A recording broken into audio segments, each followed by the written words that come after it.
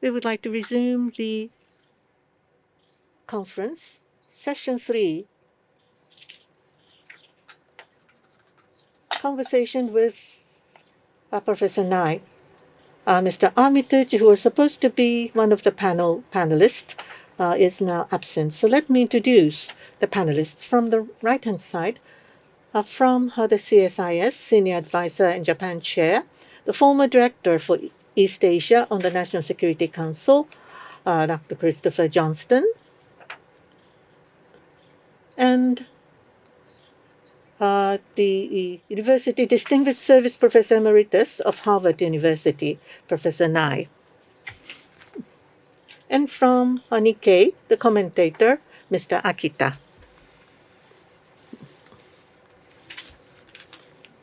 Now I would like to hand over to Mr. Johnston. And at the very end of the session, he will deliver the summary of the conference. So, Mr. Johnston, please. It's yours.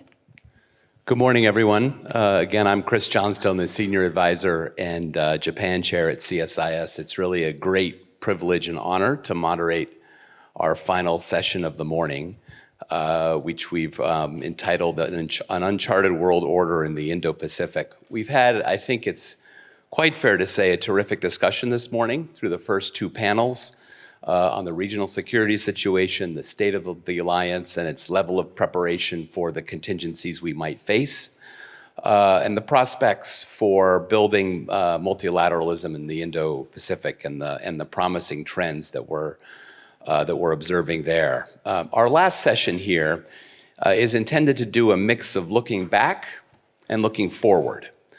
And it's intended to be a conversation, really, rather than a series of presentations. We want to use the opportunity of this 20th anniversary of the Nikkei CSIS Symposium to look back on the evolution of the U.S.-Japan alliance and the international security order over the last 2 decades, to understand how we got to the moment that we're in now.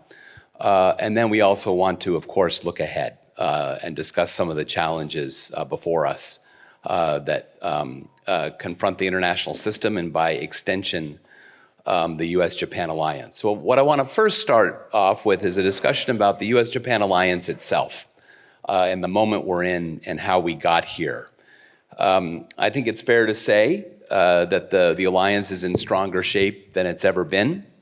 As someone who worked for many years on this alliance for the Secretary of Defense in the Pentagon and for Presidents Biden and Obama on the National Security Council staff, I frankly would have never imagined many of the changes that we see taking place today. Our close alignment between Washington and Tokyo on challenges related to China and Russia, Japan's ambitious new national security strategy, the significant growth in defense spending and investments in new capabilities. But I think it's important to be reminded that it wasn't very long ago that there were quite deep concerns in both countries about the future of this relationship. And that's really where I'd like to start, if I could, Professor Nye. Looking back a bit, when you were Assistant Secretary of Defense in 1995, there were really fundamental questions about the U.S. commitment to Asia, the strength and indeed the relevance of the U.S.-Japan alliance. Those questions led you to launch the Nye Initiative, which was aimed at affirming the U.S. role in Asia, our military presence in the region, the alliance itself. Those efforts culminated in the 1996 joint declaration issued by President Clinton and Prime Minister Hashimoto. But it was just a few years later that you and Rich Armitage in October of 2000 authored the first of the so-called Armitage-Nye reports on the U.S.-Japan alliance, which called for reinvigorating the alliance after a period of, quote, diffidence, uncertainty, and indirection. So given this starting point where we were 25 years ago, how do you think about this arc of the last 25 years? It seems quite clear that different outcomes for the relationship were possible. But what do you see as the key drivers that brought us to where we are today? Well, thank you, Chris. Before I answer your question, let me echo John Hamre. I'm a trustee of CSIS, and as John said in his opening remarks, this partnership with Nikkei has been very, very important, very fruitful, both for both organizations and for the U.S.-Japan alliance. But to go back to ancient history, as we might think about it, it's hard to recall how different the world was.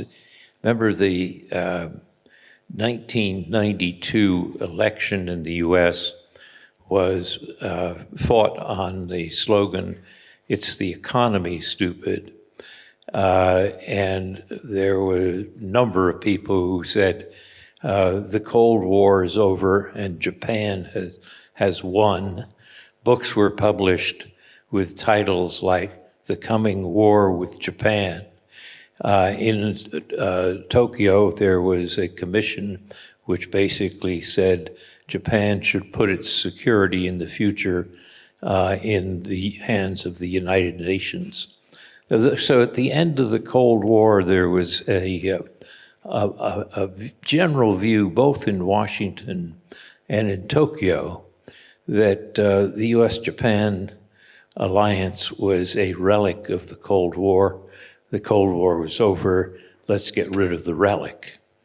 In those circumstances, some of us felt that that was a very mistaken view, and that what we really needed to think about was looking ahead to the fact that China was going to be a major power, and that the US and Japan, as democracies, had a common interest in having an ability to rise or jointly address the rise of Chinese power.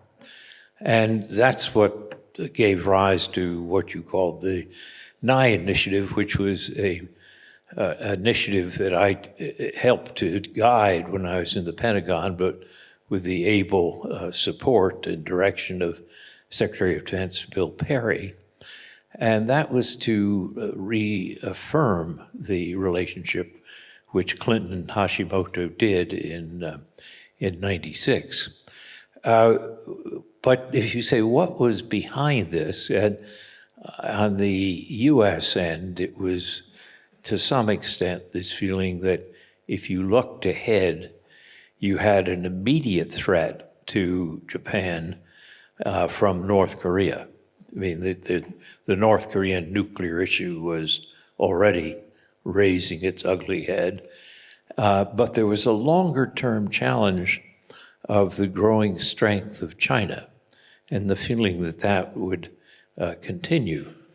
And interestingly enough, I remember when we were having in negotiations across the table about what could be done to reaffirm the alliance, you know, you sit there with a little Japanese flag on one side and a little American flag there, and interpreters going back and forth. And my Japanese interlocutors would say, well, you know, given the politics here, we can't say too much about the alliance. Remember, this was the period when the LDP was losing touch and you were getting socialists, the government, Moriyama and others.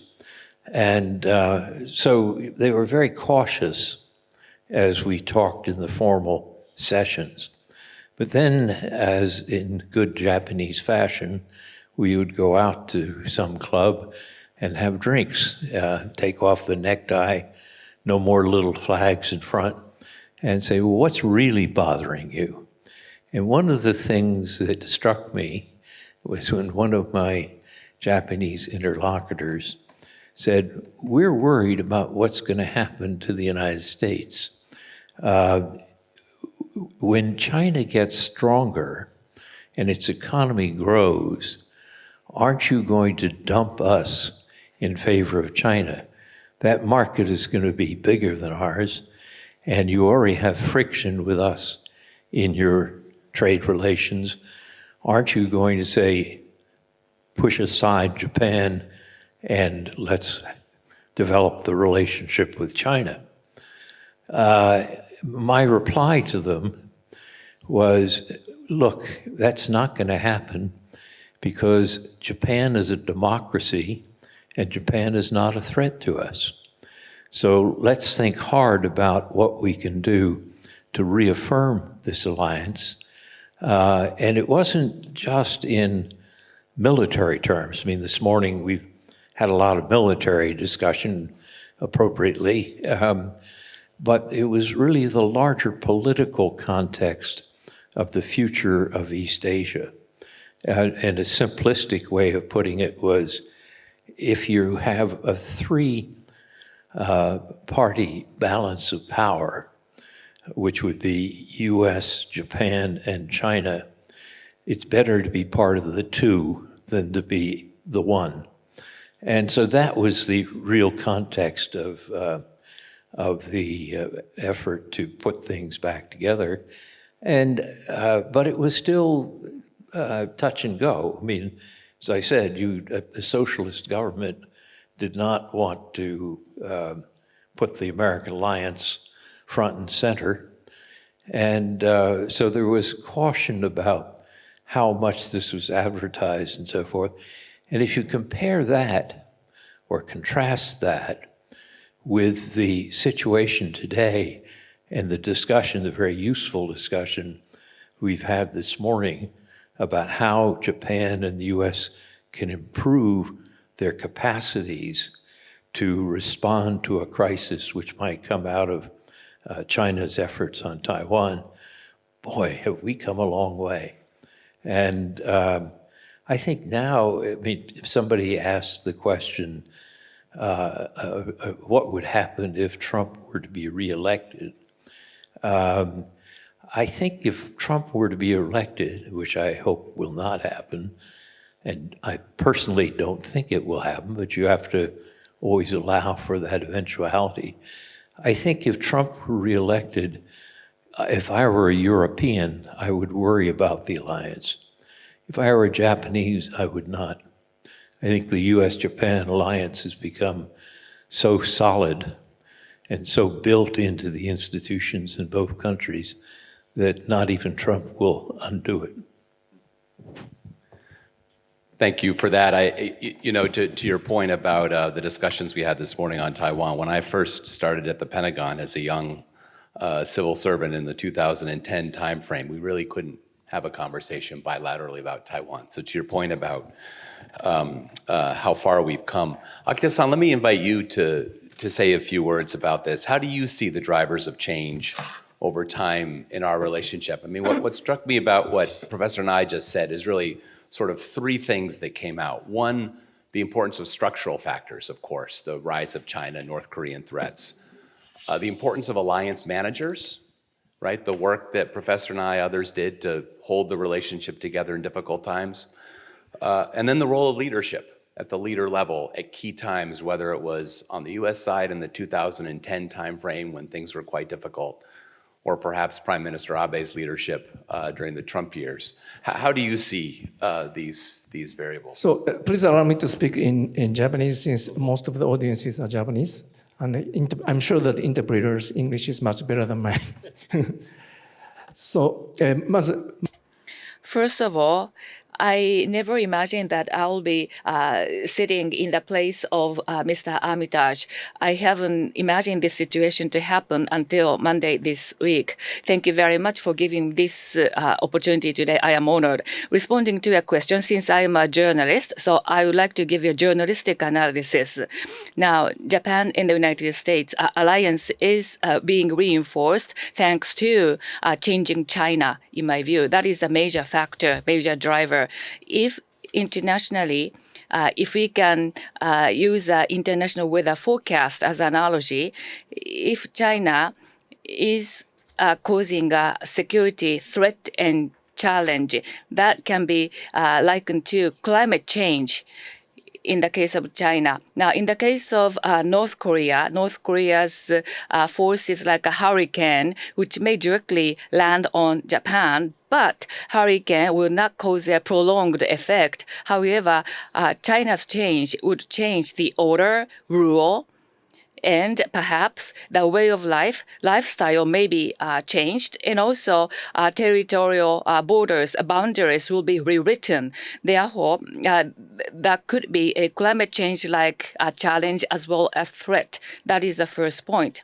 Now, when it comes to climate change, for us too, we don't feel that is happening every day. When typhoon is coming, we are quite sensitive. We understand typhoon is coming. However, it takes time for us to feel impact of climate change. According to my observation, I think Japan would be feeling or Japan was exposed to China's climate change because in 2012 we had a tension arising surrounding the Senkakus. China banned export of rare earth, although it is doing against many countries, but also this was sort of hostage diplomacy. And now, during the crisis of Senkaku, Japanese people were detained, some of them. However, at that time, the U.S. was fighting a war in Afghanistan and Iraq, and for 11 years onward after the 9/11, still terror fight was being conducted by the U.S. Therefore, U.S. was not feeling impact of climate change. However, COVID and South China Sea, East China Sea, and a pandemic, and more than 1 million Americans lost their lives. And at the end of the day, Russia invaded Ukraine. But China is providing economic support to Russia. Therefore, U.S. now has a very hardline view against China, even more hardline compared to Japan. So I think our relationship strengthening is thanks to this climate change of China. Climate change is sustainable, and therefore, basically, basic framework will not change. Thank you. Let's continue on this discussion of China. And again, we'll sort of look back briefly and then look forward. Again, referencing the Armitage and I reports over the years, I think you could make the case that collectively they tell the story of the alliance's response to China's rise.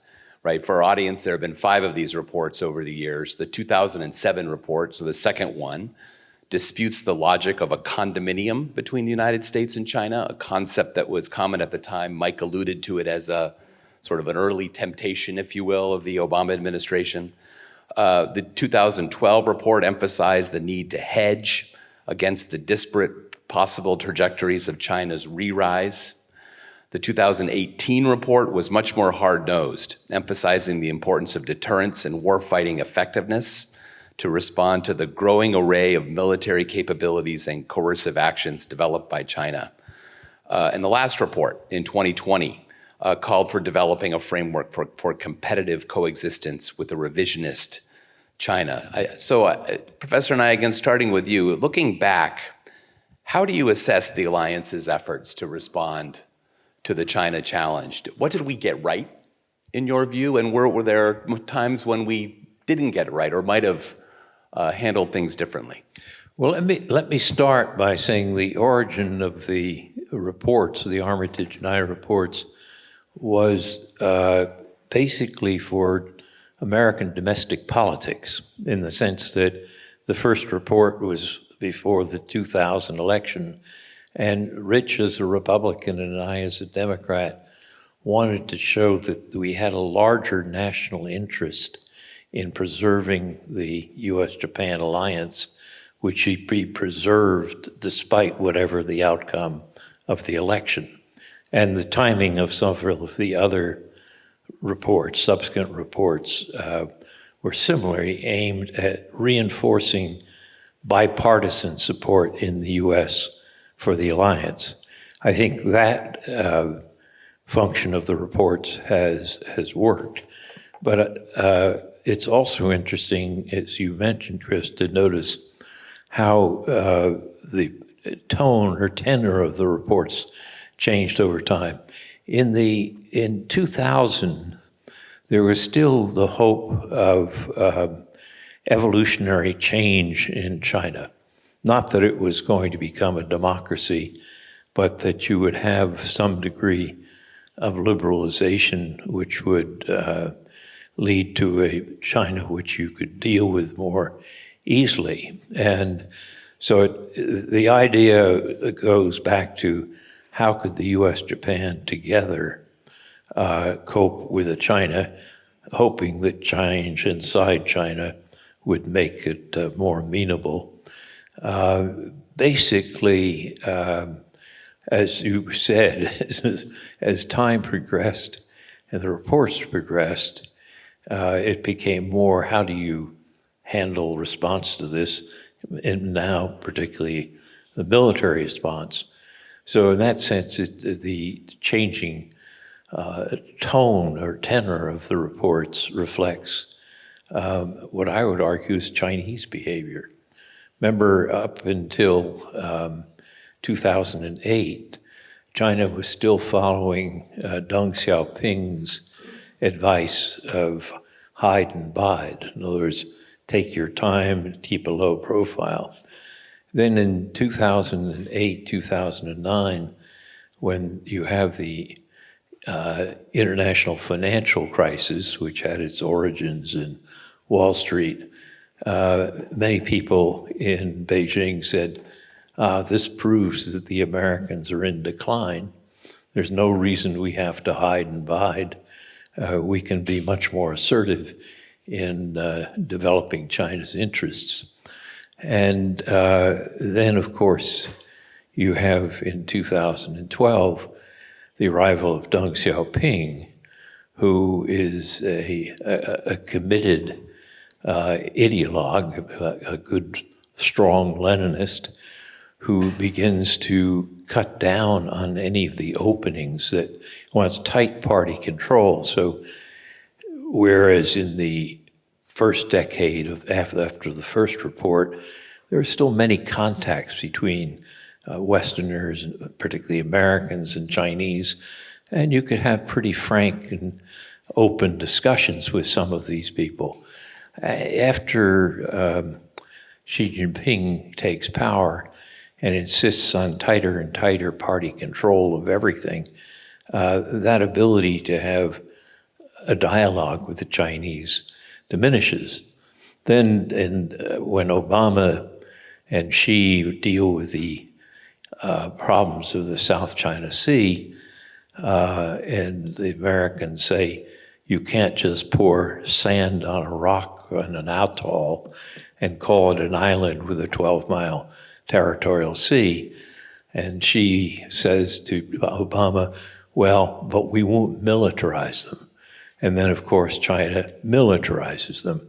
So if you ask, why did the reports change? There's still a basic lowest common denominator, was to think of how to deal with the challenge of China.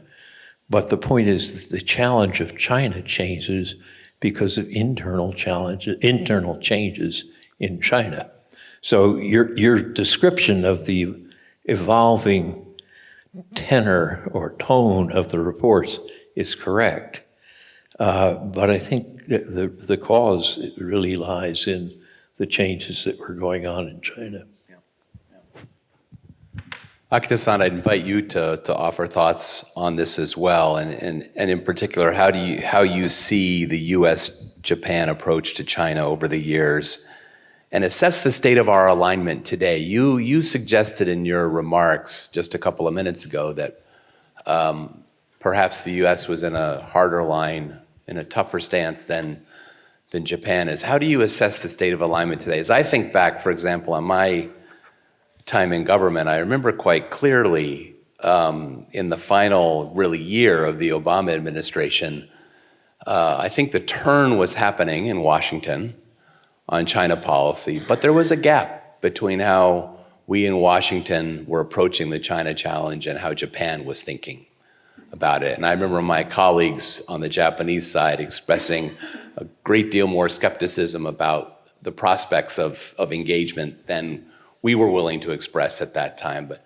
how do you see the state of our alignment over the years and today in particular? Yes. Yes.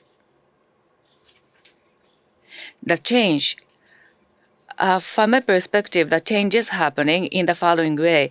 The change vis-a-vis China, and also in terms of the current challenge. So I would like to make my remarks as brief as possible because I want to set aside more time for Professor Nai. So I'll be brief though. So first point, Japan. If we take analogy of Europe, I think we are in the Poland and Baltic countries, and China is in Russia. So that is analogy.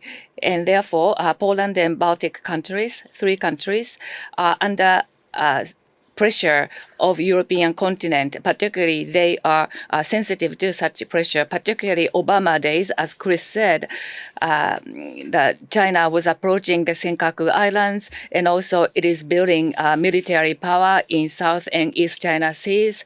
Then it is taking place at such a staggering pace, and Japan was wondering why the U.S. is not responding. So I think there was a tension of that sort between Washington and Tokyo. However, we don't have tension now, today. I think we have the same views about China today. Now, until now, we want to become big and strong, and in a sense, we want to be, the China wanted to become big and strong and violent, and we wanted to respond to that kind of China.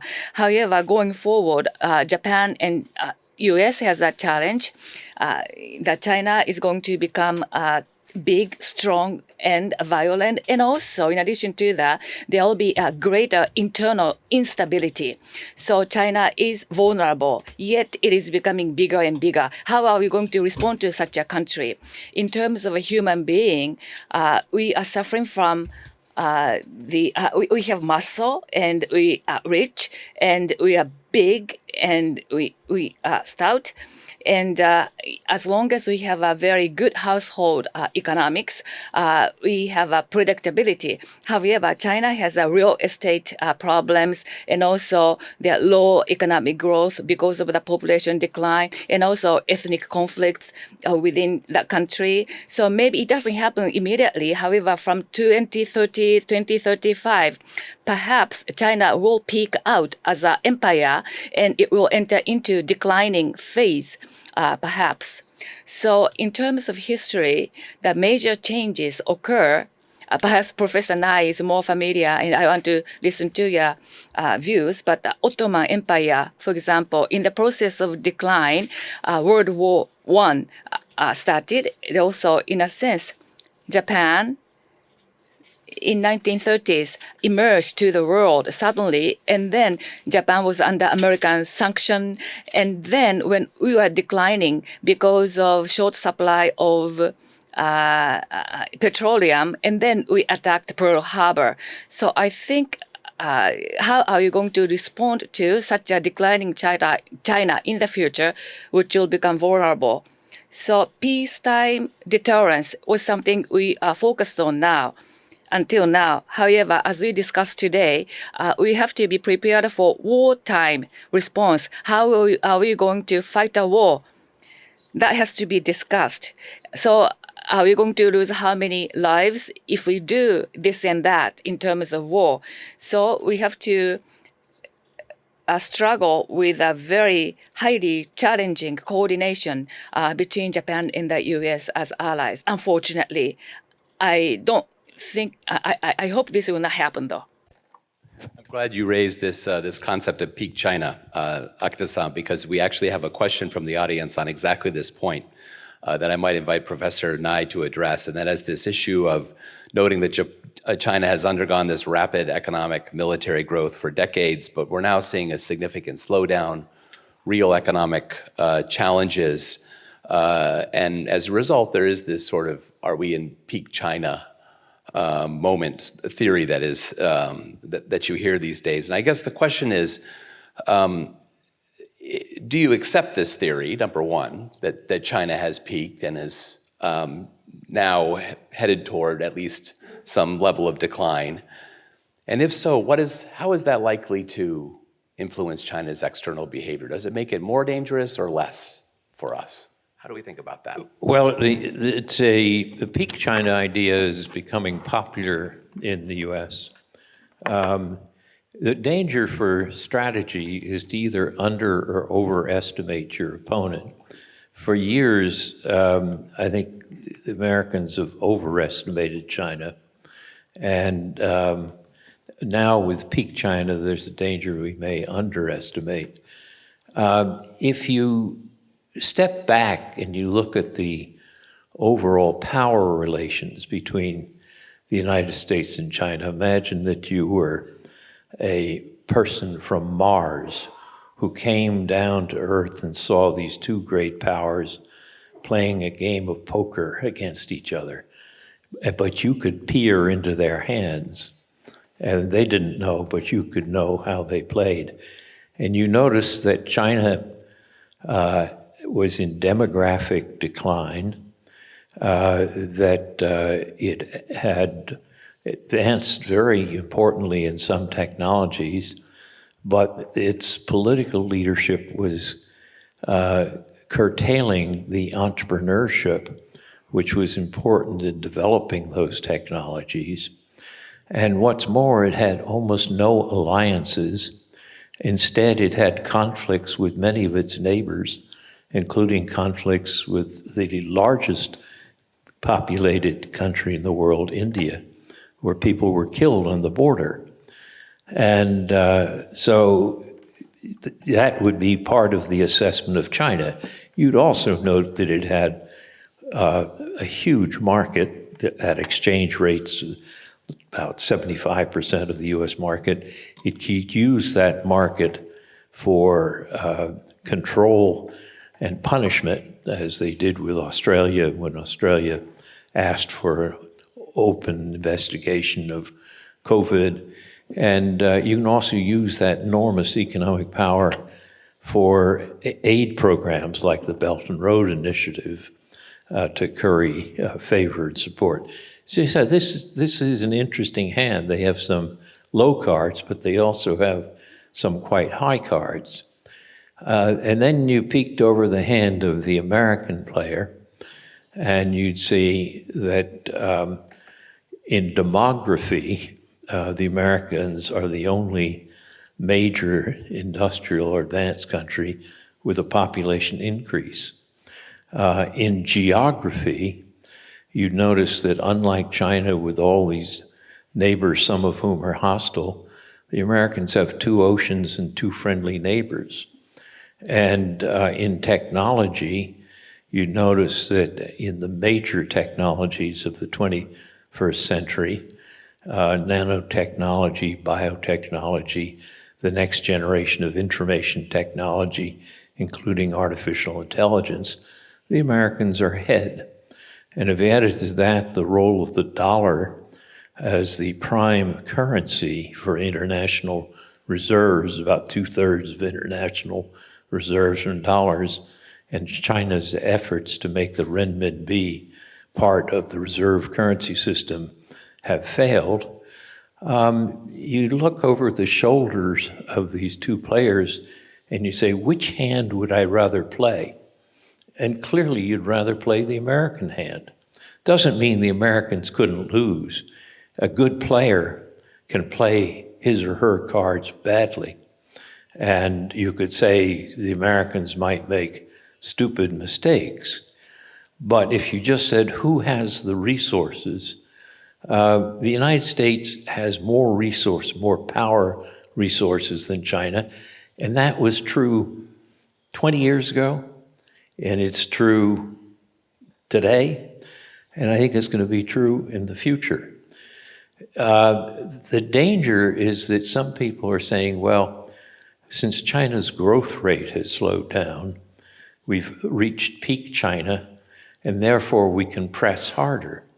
The danger with pressing harder is that's where you can make the mistakes and play your cards badly. Take, for example, the Taiwan question, which we spent some time on this morning. The American policy on Taiwan, which has worked for 50 years since Nixon met with Mao, was to push it off for future generations to solve. Mao said 100 years. And the policy has been no de jure independence for Taiwan. In other words, there's one China. Both the US and China agreed to that. And at the same time, no use of force by Beijing. Any reunification has to be done peacefully. That means we have to have double deterrence. We have to deter Taipei from trying to become independent, and we have to deter Beijing from using force. Now, that double deterrence, some people call it strategic ambiguity. I prefer the term double deterrence, has worked. And I think it can work into the future unless we make some stupid mistakes. And a stupid mistake, for example, would be to take steps that indicate we're supporting the independence of Taiwan, whether it be high-level visits or whether it be some treaties or some military agreements that are at too high a level.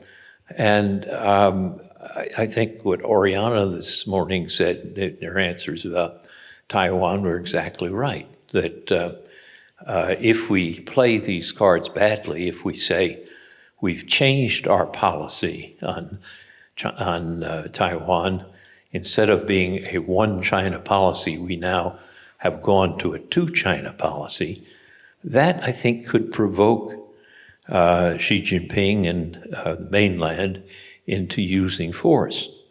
If, on the other hand, we continue to hold the position that it's up to Chinese on both sides of the straits to figure out their relationship without the use of force, then I think there's a good chance that we will be able to maintain that. It means we have to have a deterrent capability so that China feels deterred, and that includes arming Taiwan with those shore-to-ship missiles that can sink ships, and not just thinking about F-16s, which will be primary targets for the Chinese first strike. So we want to make Taipei or Taiwan a porcupine, increase our capability to deter Beijing, but there's a difference between deterrence and provocation. There's a fine line there. We have to be very sure that we stay on the side of deterrence and don't slip over into the side of provocation. If we did, that would be the way to show my mythical man from Mars that even though the Americans have the higher hand, they're foolish players. Thank you. I think a year ago when we were at this forum and talking about Taiwan, I think there were real questions about whether American policy was becoming unmoored from its traditional foundation, as you described, moving away from strategic ambiguity. I think there's been a pretty systematic effort on the part of the White House to restore those parameters. And I think you could make the case that today the provocations are coming much more clearly from the Chinese side with the military activity across the median line and close to Taiwan and so on. We're getting a little bit short on time, so I want to ask a couple of questions as we get to the end here. Mike touched on this with the previous panel, sort of the future of regional order in Asia. And this question of, are we moving in the direction of competing blocs? There's some who argue that we are. Aaron Freeberg, for example, argues quite clearly that we're moving toward an order of essentially autocracies versus democracies, a G7 plus versus Russia, China, Iran, autocratic axis. How do you see the international system evolving? Is that our future, or is it, in fact, more complicated? No, I disagree with Aaron Freeberg, and we could make it happen, but I don't think it's in our interest to make it happen. For one thing, the Russia-China alliance, which they've promised has no limits, in fact has limits. Notice that China has not provided weaponry to Russia in the Ukraine war, and that's because they're concerned about secondary sanctions. They're not going to, so there are limits to this. The other thing is, if you look at Russians and Chinese, they don't really like each other that much. I'm struck when I visited Russia. I no longer can visit Russia. I'm on their list of people who are barred from visiting Russia. But when I visited Russia and talked to some high-level people, they say, you know, we've got a real problem with China in the long run. We have a lot of empty real estate in Siberia, and they have a lot of extra people. And there is a mistrust underlying this. The last thing we want to do is push that block tighter together. Our interest is to try to revive the famous Sino-Soviet split. In the 50s, the Chinese and the Soviets were in a formal alliance. By the early 60s, that was beginning to fray. And of course, by the 70s, Nixon and Mao were able to make an arrangement to counter Soviet power. That should be a long-term strategic orientation. Forcing this into the rubric of a block of autocracies versus a block of democracies is a very foolish strategy. Doesn't mean we can't do it, but it would certainly not be a well-designed strategy. I think the interesting question is, if you look at Asian order, and this goes to partly what Mike was talking about, getting more, as he called it, networks among hubs, or if you want, networks among spokes, is a very good thing. And you can see that beginning to occur with the Quad, the AUKUS, and so forth. If you look at the interests of, and this is a great oversimplification, but I think it's largely true. If you look at the interests of most Asian countries, they want access to China's market. China is the largest trading partner for more countries than the US is. They also don't want to be bullied by China. And therefore, they want an American presence, and they don't want a Soviet-style containment policy in which we try to cut them off from China. If I were an Asian, I'd want that too. I'd like to have my cake and eat it too. But it also gives us tremendous leverage in terms of maintaining an order in East Asia. This is not an imposed order. This is an order which is desired from the bottom up by countries that don't want to be bullied by China. So I think a sensible strategy is one which avoids this Cold War imagery of two blocks and essentially says, let's get lots of networks. And many of those networks will be, for example, with India. India is never going to form an alliance with the United States. Indian nationalism is such that there's no way you can do that. But every time I go to India and talk to high-level Indians, they're scared as hell of China. And they want to make sure that the relations with the US are strong and getting better. If you said, okay, well then make that an alliance, forget it. But if you say, can I now coordinate defense policy between the US and India? Yes. And can I include Japan and Australia?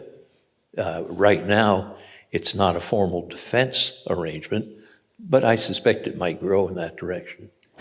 Yeah, I think this point about not making our partners say the quiet part out loud through a nuanced strategy is really an important point. I think of Singapore, for example, which of all our partners in Southeast Asia is the most vocal in saying, don't make us choose.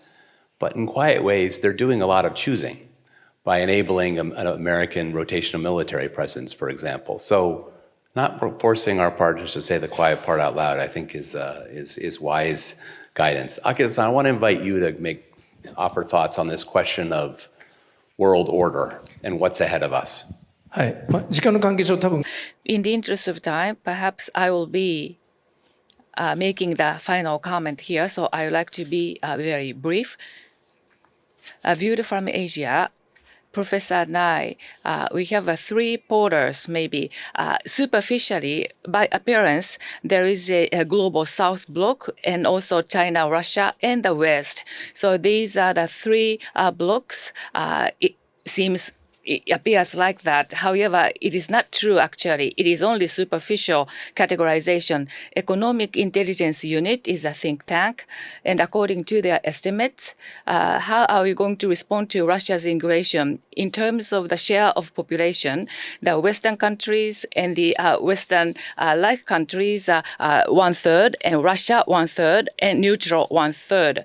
So in this way, I think we have three blocks in the world, but actually, when you consider Africa, the Middle East, if we go to conferences in those areas, basically the global South, including China and Russia, they do not have their own interest to combine themselves. Rather, they have a dissatisfaction against the West. Therefore, they are coming together because of the West. Maybe such an alliance would not be sustained. That is one point I would like to highlight. And secondly, as long as we have these three blocks coming together, I think this is not the worst scenario. However, nightmare scenario is that there is no one who can control any country. According to Indian strategist, world order will not be three blocks, but it will be different groups like Americas and India, South Asia, Middle East, and there is no magnet in the world to bring countries together. Maybe this can be called a multipolar situation. However, maybe this is more dangerous than where we have three blocks. So my biggest worry is that in 1939, Nazi Germany invaded Poland, and this we call it the beginning of the World War II, according to what we learned at school. However, Russia's aggression against Ukraine has the similarity here. Now, already, war can erupt in the Middle East, and then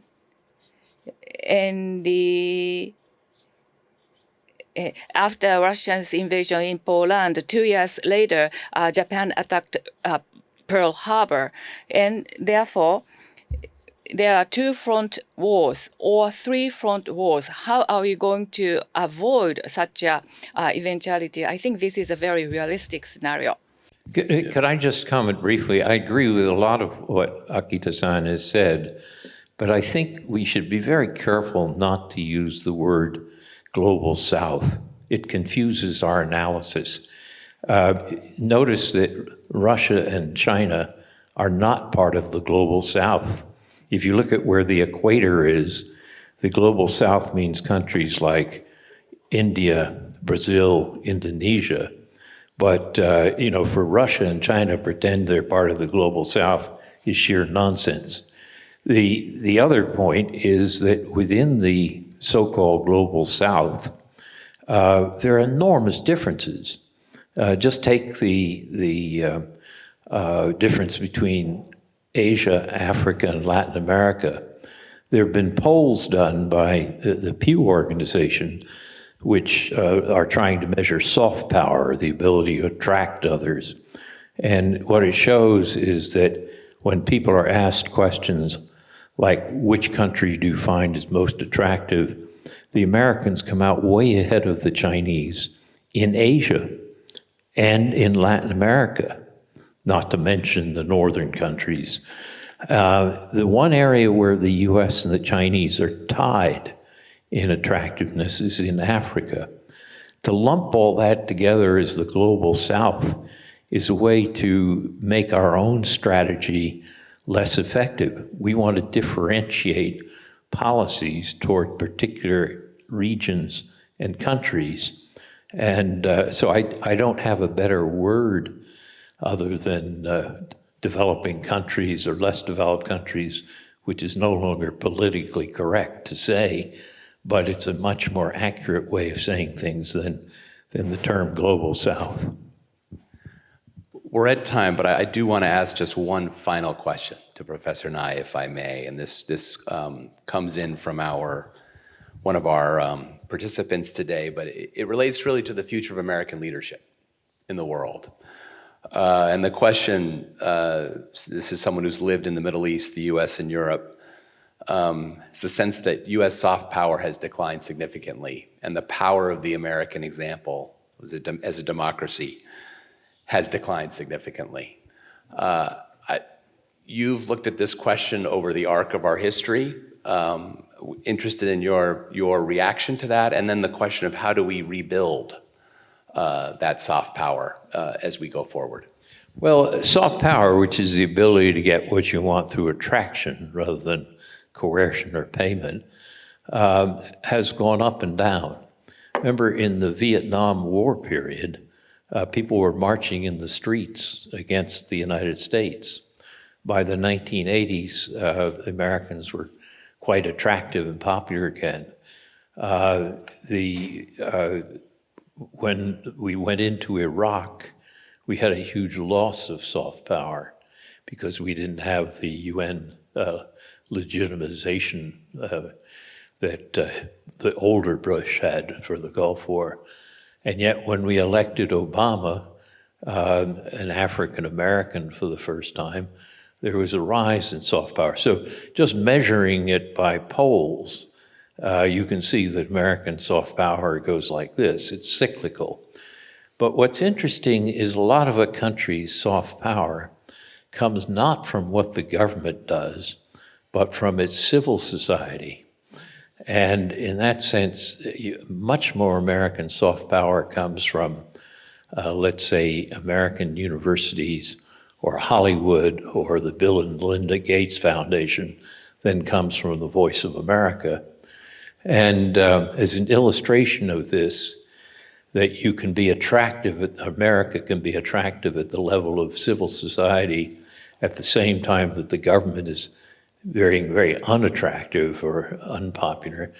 In those marches during the Vietnam War, people were marching in the streets against the United States, but they were not singing or chanting the Ho Chi Minh's The Internationale.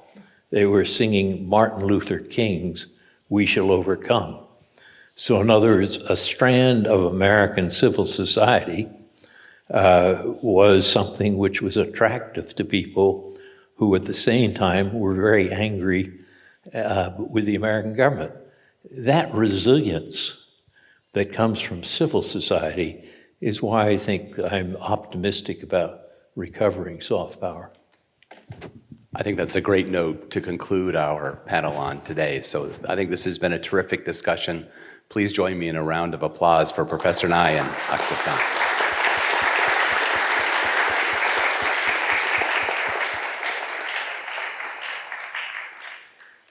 So we've come to the end of this 20th Nikkei CSIS forum. I think it's been a terrific discussion. I think our discussion in panel one was very rich, highlighted the urgency of taking all the progress that's been made in the US-Japan alliance and building a truly combat credible alliance as a key feature of deterrence. And I think our second panel really explored in depth the promise of multilateralism in the region, the real opportunity that the US-Japan ROK relationship represents, and the other mechanisms of cooperation that are emerging. So I really want to extend my sincere thanks again to Nikkei, to Okada-san, to Hasebe-san for your support for this forum. I think we certainly at CSIS look forward to the next 20 years of our partnership. So thank you very much, and thank you to our audience here and online for joining us today. And with that, we'll close. Thank you. Thank you very much. Once again, please give the speakers a big round of applause. With that, we would like to conclude the 20th CSIS Nikkei Symposium toward a new Indo-Pacific security architecture.